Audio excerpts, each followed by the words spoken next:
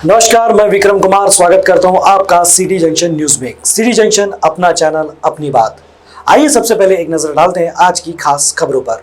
Gopal super बाजार रखता है आपकी सुरक्षा का ख्याल। अब आपका किराना सामान आपको घर बैठे मिल जाएगा। बस आपके सामानों की लिस्ट व्हाट्सएप करें। प्रायोजक है निधि सेल्स कॉर्पोरेशन। मन चाहे फर्नीचर का यही सही सिलेक्शन। घर ऑफिस को दिलाए सही perfection. Nidhi sales corporation, MIDC phase number 2, खदान मंदिर के पास, राहुल नगर, अकोला। सह प्रायोजक है टाफरे स्किन क्लिनिक। त्वचा संबंधी सभी बीमारियों का एक ही टॉनिक। अपनी स्किन को दीजिए आज ही हेल्थ का टॉनिक। आज ही आइए टाफरे skin clinic, Padia complex, tower चौक, अकोला। सह प्रायोजक है पेशवा फैमिली रेस्टोरेंट, गीतानगर। जहां हर निवाले पर मुंह से निकले वाह, वही है पेशवा। जी हाँ, पेशवा फैमिली रेस्टोरेंट, गीतानगर, अकोला। बैंकों में मिल रहा है मुफ्त कोरोना, लेने के लिए लोगों ने की भीड़। धूल भरी आंधी ने मचाया उत्पात। कोविशील्ड के दूसरे डोज को लेकर दुविधा की स्थिति। और खाद के दामों को लेकर राष्ट्रवादी कांग्रेस उतरी रास्ते पर।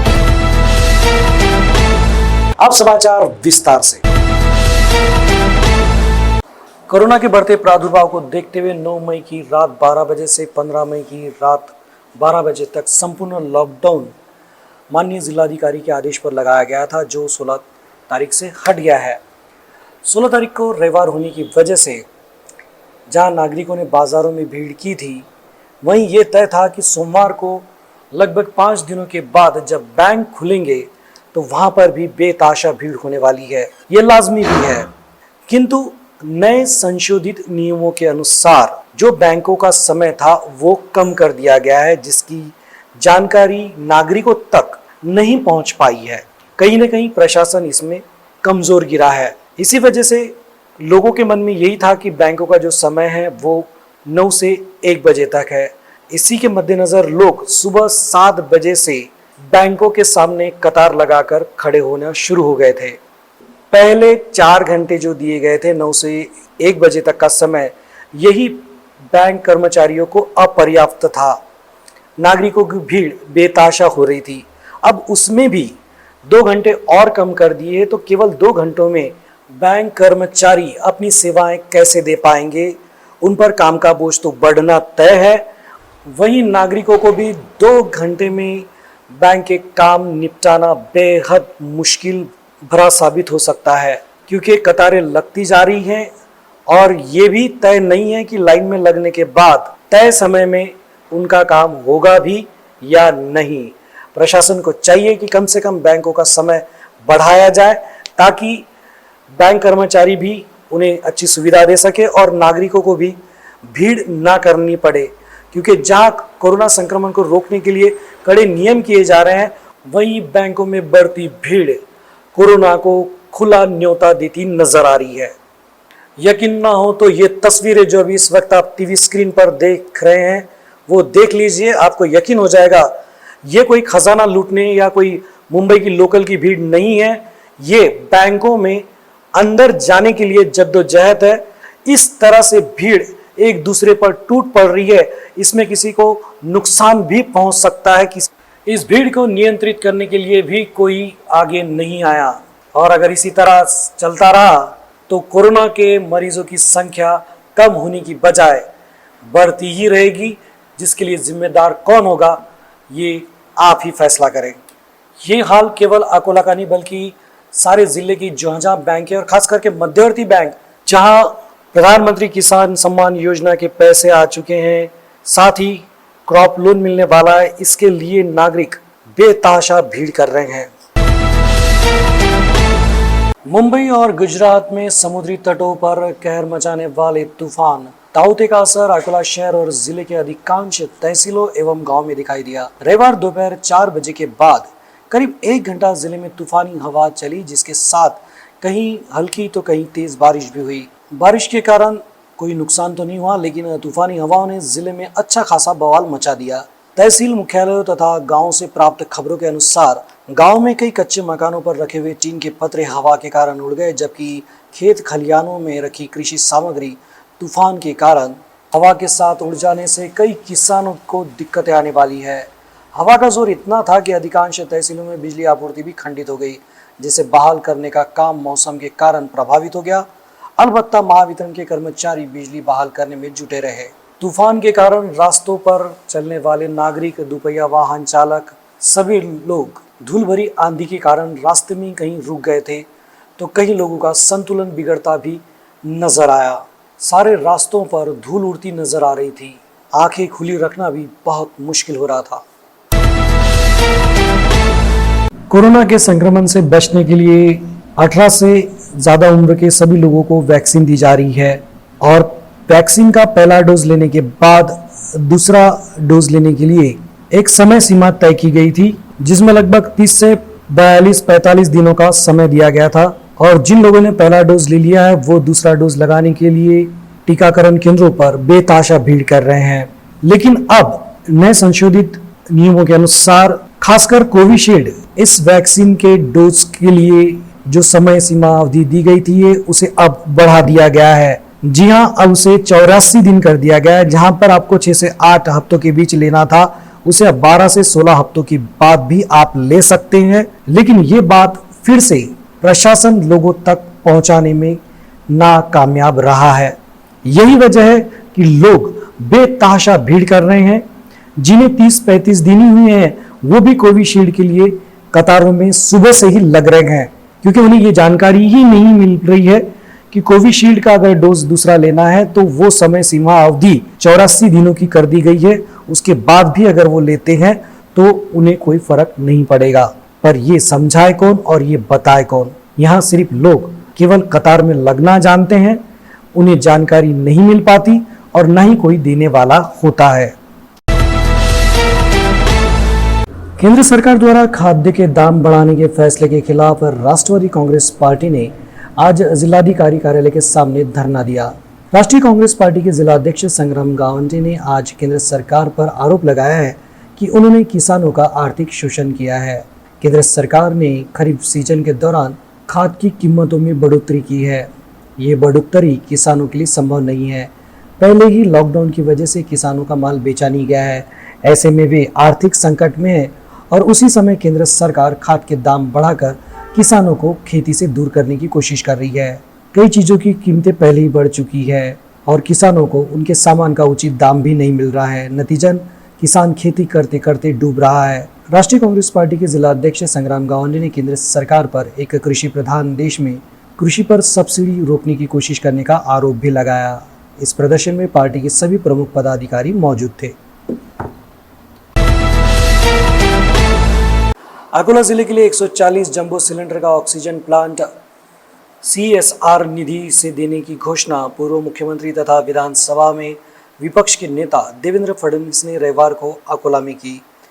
रविवार को पूर्व मुख्यमंत्री तथा विधानसभा में विपक्ष के नेता देवेंद्र फडणवीस ने अकोला जिले के लिए 140 जंबो सिलेंडर का ऑक्सीजन प्लांट CSR निधि से देने की घोषणा करते हुए अकोला के सर्वोपचार अस्पताल सुपर स्पेशलिटी अस्पताल का निरीक्षण भी किया। इस मौके पर भाजपा के महासचिव चंद्रशेखर बावनकुले, उपाध्यक्ष डॉक्टर संजय कुटे, जिला भाजपा के अध्यक्ष तथा विधायक रणधीर सावरकर, महानगर भाजपा अध्यक्ष विजय अग्रवाल, महापौर अर्चनाताई मसने, विधायक गोवर्धन शर्मा उपस्थित थे। पूर्व मुख्यमंत्री फडणवीस ने अकोला के अस्पतालों की समस्याओं का तत्काल निपटारा करने का आश्वासन देते हुए बताया कि इसे लेकर वो राज्य सरकार से जरूर मिलेंगे। अकोला के सुपर स्पेशलिटी अस्पताल में श्रम शक्ति की भर्ती प्रक्रिया में वृद्धि करने की मांग जनप्रतिनिधियों ने की। अकोला के सरकारी मेडिकल कॉलेज में 1 माह से ऑक्सीजन बिस्तर तैयार है, बावजूद इसके जिला प्रशासन एवं स्वास्थ्य विभाग के आला अधिकारी ये शुरू नहीं कर रहे हैं। यहाँ वेंटिलेटर है लेकिन तकनीकी अधिकारी नहीं होने से दिक्कतें आ रही हैं। कोरोना टीकाकरण केंद्रों पर सुविधाएं भी नहीं है, वहीं नियोजन का अभाव है। इस अवसर पर पूर्व मुख्यमंत्री फडणवीस ने जिला प्रशासन के अधिकारियों से चर्चा कर जनप्रतिनिधियों के सुझावों को समझे, उनका आदर करें तथा नागरिकों की समस्याओं का निपटारा करने के निर्देश उन्होंने दिए। साथ ही उन्होंने आरोप लगाया कि केंद्र सरकार की ओर से महाराष्ट्र को दिए गए वेंटिलेटर राज्य सरकार ने खोलकर ही नहीं देखे, जिसकी वजह से वो पड़े खराब हो गए। एक मरीज को औषध देकर शिवसेना वसाहत से वापस आते समय दत्त मेडिकल के एक कर्मचारी को डाबकी रोड पुलिस ने बेदर्दी से मारपीट करने की घटना कल रात बालापुर नाके के परिसर में हुई।